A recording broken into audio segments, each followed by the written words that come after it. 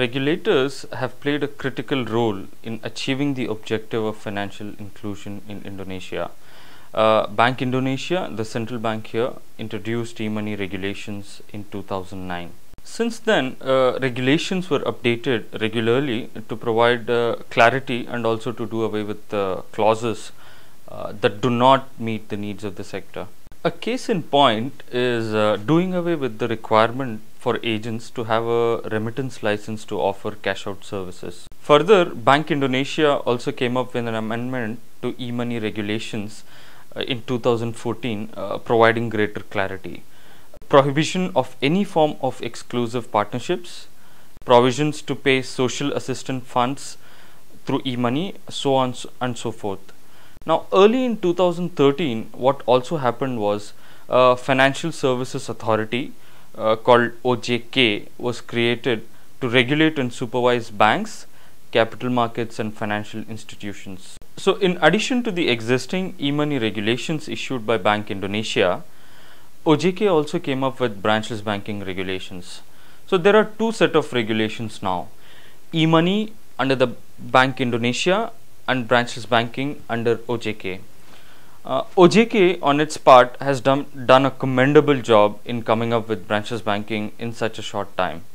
Some of the progressive and positive aspects of the regulation are regulations permit service providers to offer wide array of products such as savings, microloans, micro insurance and transfers, thus providing a one-stop shop for all clients' financial needs. Research conducted by Microsave in Indonesia shows that there is a high demand for diverse financial products and services among the poor and unbanked. A diverse product suite also drives up transaction volumes, increasing business viability for service providers as well as agents. Further, there are no pricing restrictions for cash outs. In the earlier draft regulations, OJK suggested that withdrawals and transfers can be charged only after 4 transactions in a month. Now that restrictions are done away with, which is really very good for the sector. Our research with cocoa farmers in South Sulawesi indicates that customers are willing to pay up to 5,000 Indonesian rupiah for withdrawals and 2,500 rupiah for bill payment transactions. Regulations have also eased client due diligence related requirements. A client with any photo identity card issued by the government or any reference letter from a local community leader can open a basic savings account. This is the most progressive clause of the regulation. Simpler KYC requirements help the financially excluded sections of the society to integrate with formal financial systems. For example, we saw in Pakistan with simpler KYC requirements, the number of branchless banking accounts grew by 63% in a year. Further, service providers are allowed to appoint individual agents such as airtime sellers, mom and pop stores, etc. as agents. This is a marked shift from the existing e-money regulations issued by Bank Indonesia, which only allow big banks with a capital of more than $2.6 billion to appoint individual agents. Now, we have seen in other geographies that airtime sellers, small retailers and mom and pop stores have played a significant role in facilitating low value, high volume financial transactions. In Indonesia, both the organized and unorganized retail sectors have significant presence.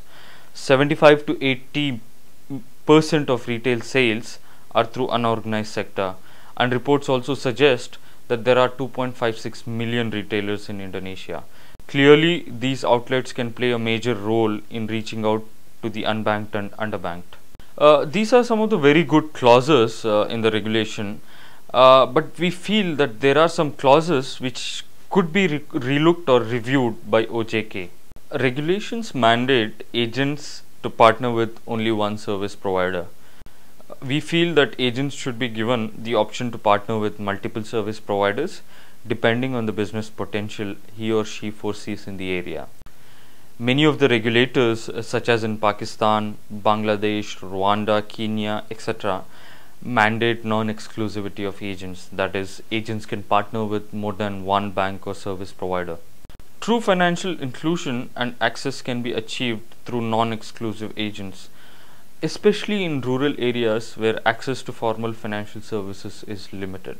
Further, regulations suggest that service provider need to have branches in the eastern part of Indonesia or East Nusa Tenggara province in order to be eligible for branchless banking services.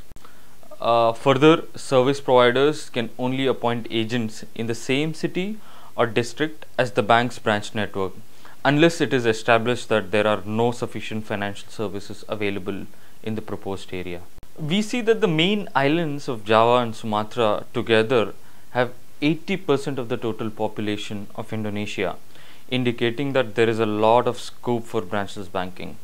Removing geographical restrictions will enable more service providers to offer branchless banking services to critical mass of population.